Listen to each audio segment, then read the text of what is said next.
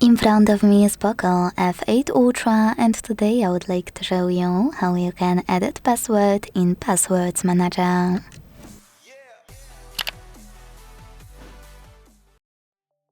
Start by opening Settings and scrolling down to hit Google section available here.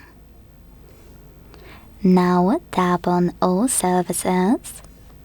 Scroll again and this time hit Autofill with Google. Now select the Google Password Manager to tap on any password you wanna edit so it will autofill correctly. Enter your screen lock, hit Edit button and change whatever you want to. When you finished, hit Save at the top right corner. So when I do that, I can see that my password has changed.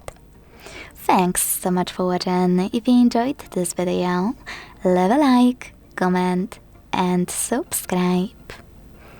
Bye!